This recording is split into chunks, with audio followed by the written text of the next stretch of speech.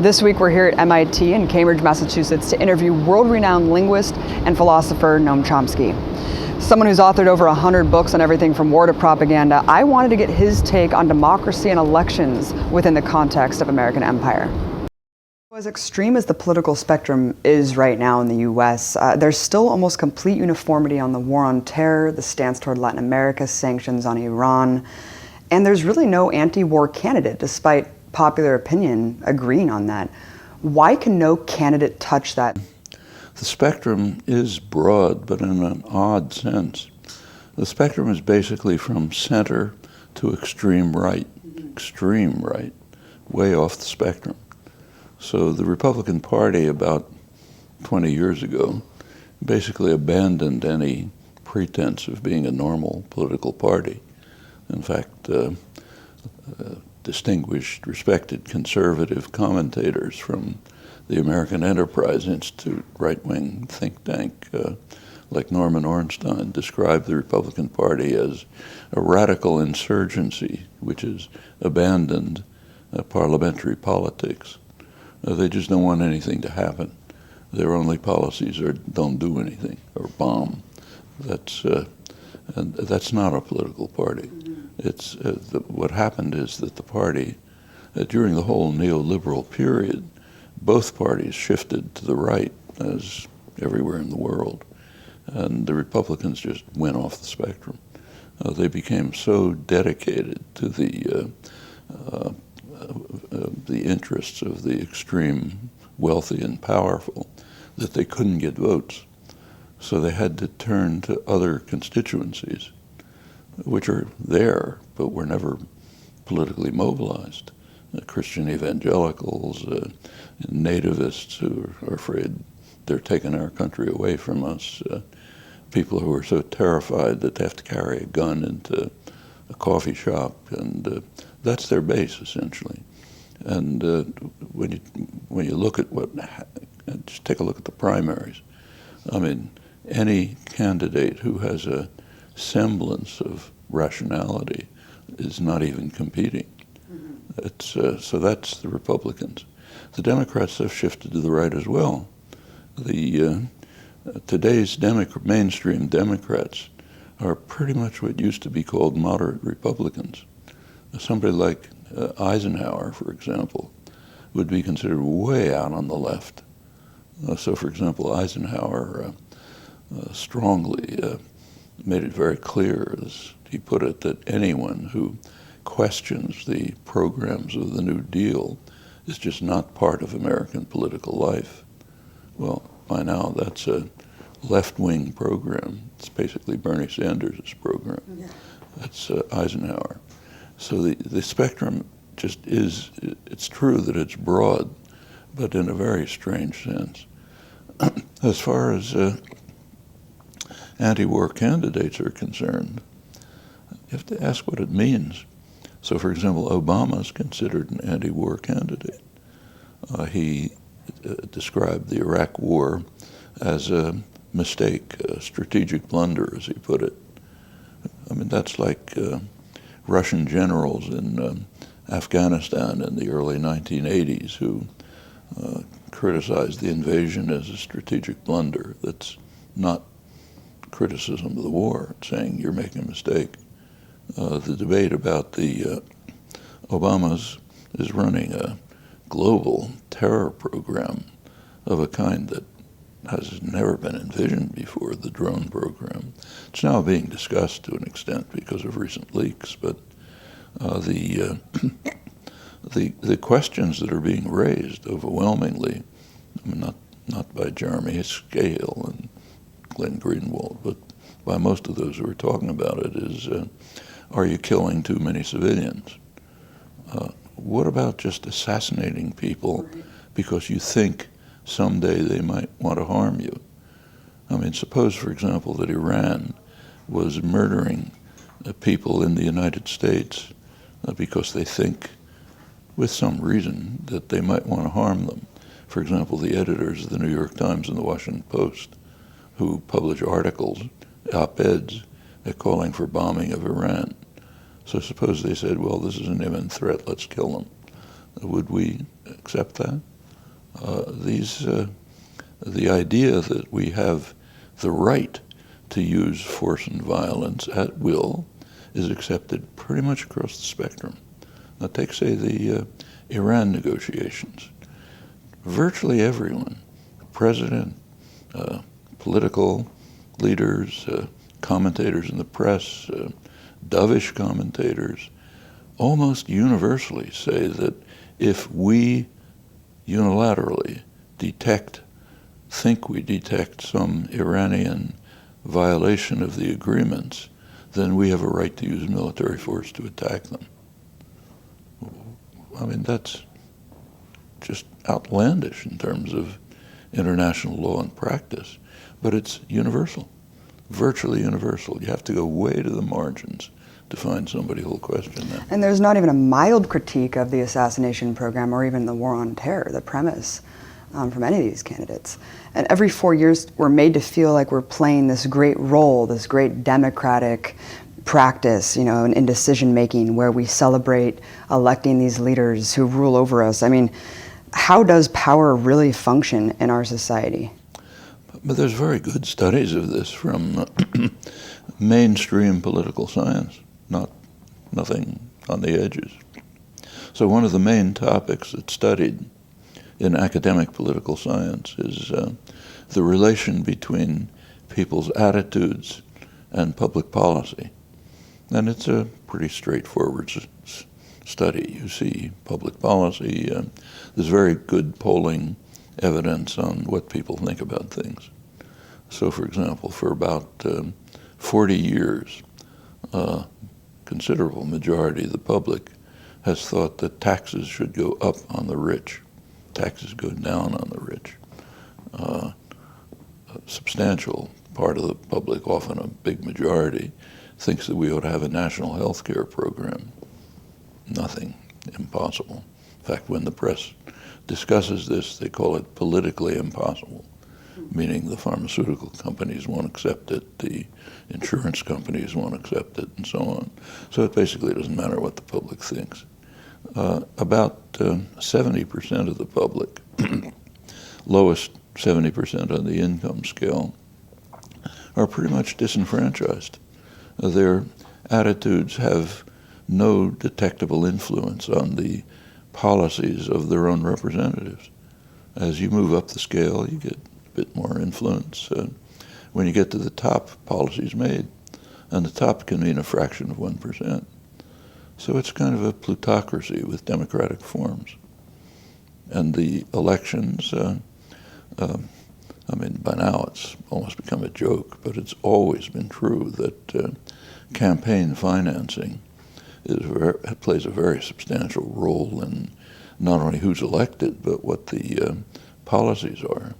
That goes back 100 years. The great campaign manager 100 years ago, Mark Hanna, was asked once, what are the important things that you have to run a campaign?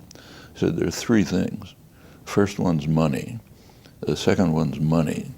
And I forget what the third one is. And pretty much that's true. With the current reactionary Supreme Court, it's just gone out of sight. Campaign spending is, the billions and billions of dollars. And people have argued it's just because of too much government interference. We need to widen the market. We need capitalism to be more free. I mean, you've argued that in any scenario of capitalism working, it's incongruous, it's incompatible with democracy.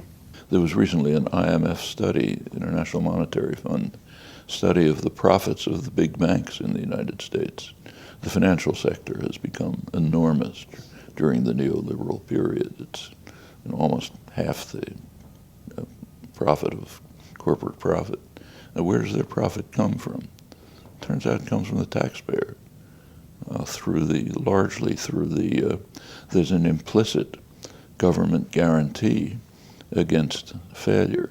It's not in law, but it's understood that if a major financial institution gets into trouble, the government will bail it out, which happens repeatedly, only during the neoliberal period, incidentally. There were no major failures during the 50s and the 60s, when the neoliberal policies began to be instituted, deregulation and so on. Then you start getting a series of financial crises. And every time the public bails them out. Well, that has consequences. For one thing, it means that the credit agencies understand that these corporations are high valued beyond the level of what they actually do, because they're going to be bailed out. So they get good credit ratings. It means they can get cheap credit. They can get cheap loans from the government. They can, of course, they get the bailouts. They can undertake risky transactions, which are profitable, because if it goes wrong, the taxpayer will take care of it. Net result is that amounts to practically all their profits. Is that capitalism? Energy. There was another IMF study of government subsidies to energy corporations around the world, not just the U.S. They estimated about, I think, $5 trillion a year, which includes the U.S., of course. Plenty of subsidies. Agribusiness is subsidies. But isn't that what the whole new libertarian movement would tell you, is that precisely the government is being used as an extension of the market to protect this kind of like irregular form of capitalism that's hand in glove with the government, and we just need to kind of free up government regulation and let capitalism work on its own? First of all, the business world would never tolerate that. They rely heavily on government. But if you did follow the libertarian prescription, what are called remember, what's called libertarian in the United States has nothing to do with traditional libertarianism. It's a kind of ultra-right capitalist, anarcho-capitalism, they call it. If that was allowed to function, the whole society would collapse, and we turn to total tyranny. We would have tyranny of unaccountable private institutions. Private concentration of capital is totally unaccountable to the public. It's absolute tyranny. The only thing that protects the public from predatory capitalism is some degree of state intervention. So it's true that the state intervention does support the capitalist institutions. It also protects the society from total destruction. A predatory capitalist system it simply couldn't survive. For perfectly obvious reasons. For one thing, it wouldn't care about externalities, effects on others. So within no time, it would destroy the environment simply by destroying resources, pouring carbon dioxide into the atmosphere. Who cares? Furthermore, there would be no public goods. The markets, there's an ideology which claims that markets provide freedom of choice, so they're kind of democratic. That's not true, and we all know it's not true. So, for example, suppose I want to get home this evening. The market does offer choices. A Ford or a Toyota doesn't offer the choice I want, which is a public transportation system. That's not part of the market. The market focuses you on individual consumption of consumer goods, period. Is that what you want in life? Just more and more gadgets around? There are lots of other things in life which the market doesn't even offer. So what's called libertarianism is a prescription for complete disaster. I don't think the people advocating it understand this. I'm not criticizing them, but just think it through. And I should say it's very anti-libertarian. Traditional libertarianism, which was always on the left, was opposed to the master-servant relation, people giving orders and other people taking them. That's libertarianism, and not in this version. A few weeks ago, the U.S. military intentionally bombed a hospital in Kunduz, Afghanistan. I mean, the U.S. government felt it enough to just apologize. And there's people leaping to the defense of the establishment here, saying there must have been a good reason. Either they did it on accident, even though we know that they didn't, or you know, there was Taliban hiding in there, and so it justified, obviously, this human shield logic, just like Israel does. I mean, how does this specific example illustrate how American exceptionalism functions? Well, we have to be careful about the term American exceptionalism. And for one thing, it's not at all exceptional. Every imperial power has behaved the same way, sometimes worse. So it's just normal imperial practice. It's called exceptionalism, but nothing about that. Of course, it's supposed to be exceptional in that we have the highest ideals. So maybe we make mistakes, but it's always with the highest ideals. That's American exceptionalism. Except that, too, is true of just about every imperial power. So when the British were destroying the world, they were always doing it with the absolutely highest ideals, the leading figures, leading intellectuals, people like John Stuart Mill, estimable people, were describing England as an angelic country beyond anything that anyone's ever imagined. People can't understand how marvelous we are, and so on. The French were the same. It's hard to find an exception. So there's no exceptionalism. In the case of the Kunduz hospital, apparently, I mean, I don't think all the details have come out, but it seems that they were trying to kill some people they regarded as Taliban leaders or activists, and they happened to be in the hospital, so they killed everybody. And there is a lot of criticism of killing the others. What about killing the person they were targeting? I mean, what right do we have to kill somebody in some other country who we don't like? I mean, I don't like them either, don't like the Taliban at all. But does that mean we have a right to go kill them? I mean, do they have a right to go kill us if they don't like us? That's not questioned at all. What's questioned is, and criticized, is attacking a hospital and killing the staff and killing the patients. And, that's not the first time.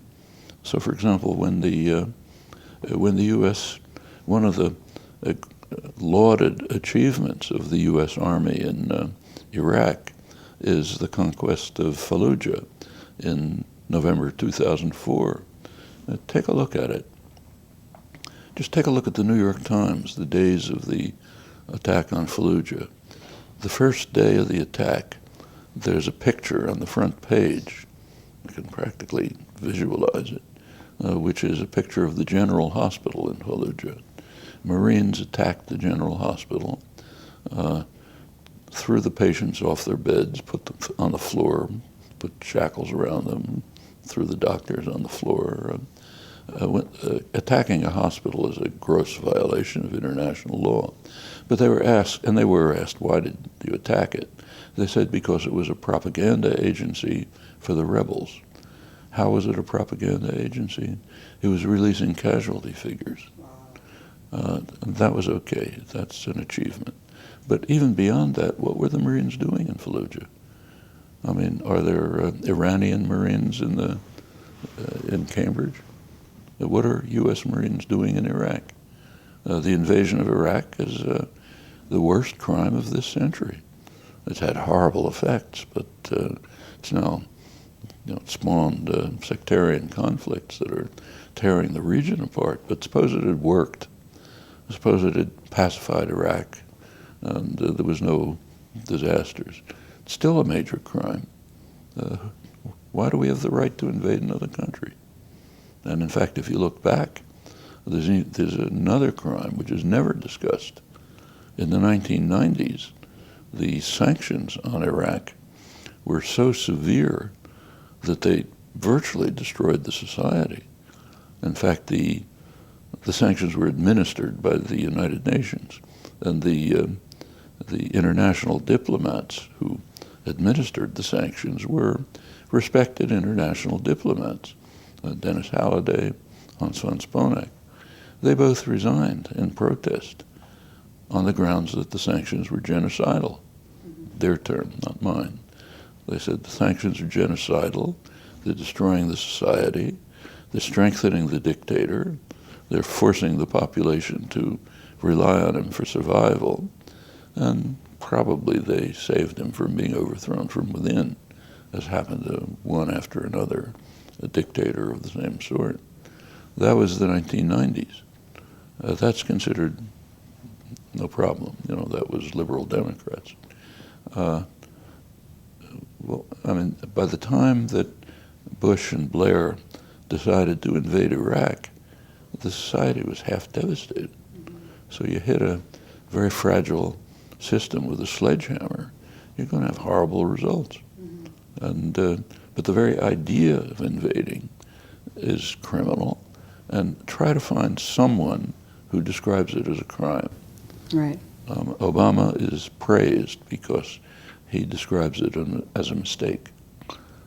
Does he describe it as a crime? Does anyone? Except way out at the fringes. It was the dumb war, right? And dumb war. Yeah, we dumb shouldn't war. do dumb things. We do smart things. Yeah, we do smart wars. That's like German generals after Stalingrad, who said it's really stupid to have a two-front war. We should have destroyed England first. Well, I always think it's interesting that people use the rationale that we didn't find WMDs as if that would have been a rationale to invade and occupy a country, finding weapons of mass destruction. I mean, it's insane. And in fact, completely insane. You know, if they're concerned about weapons of mass destruction, there are ways to proceed. The UN inspectors are doing a fine job. Actually, pretty much the same, similar questions arise in the case of the Iran nuclear deal. So Iran, according to the United States, poses a grave threat to the world. That's pretty much an American and Israeli obsession. Most of the world doesn't see it that way. Let's say it's a threat. Suppose Iran poses a threat. Are there simple ways of dealing with this? In fact, there are. And in fact, very popular ones. The best way to deal with it would be to work towards instituting a nuclear weapons-free zone in the region. That's supported by almost the entire world. It's strongly supported by Iran. In fact, they're one of the leading advocates of it. Yeah, when you're not even acknowledging that Israel has them, then that's the problem. The U.S. won't permit it because it does not want Israeli nuclear weapons to be open to inspection. So therefore, we block the obvious way to deal with whatever problem there is. And it is supported by virtually the entire world. Comes up every 5 years at the Non-Proliferation Treaty Review Conference. And in fact, the continuation of the Non-Proliferation Treaty is actually contingent on doing this. That was agreed 20 years ago. That's the most important arms control treaty there is. If that treaty collapses, we're gone. Everybody will have nuclear weapons and be using them. But the U.S. is so committed to protecting Israel's nuclear weapons that it's willing to endanger the Non-Proliferation Treaty and prevent the obvious means from keeping nuclear weapons away from Iran in case they have any interest in developing them. Do you see a word of discussion of this outside of the arms control literature? And I write articles, but way out at the fringes. Nothing that could possibly make the mainstream. There's this huge amount of grassroots energy donations around getting people elected who are believed to be able to give us solutions to the problems that we face, Noam. What do you think we should be focusing our energy on? Take, say, the Bernie Sanders campaign, which I think is important, impressive. He's doing good and courageous things. He's organizing a lot of people. That campaign ought to be directed to sustaining a popular movement which will use the election as a kind of an incentive, but then go on. And unfortunately, it's not. When the election's over, the movement's going to die. And that's a serious error. The only thing that's going to ever bring about any meaningful change is ongoing, dedicated, popular movements which don't pay attention to the election cycle. It's an extravaganza every 4 years. You have to be involved in it, so fine. We'll be involved in it, but then we go on. If that were done, you could get major changes.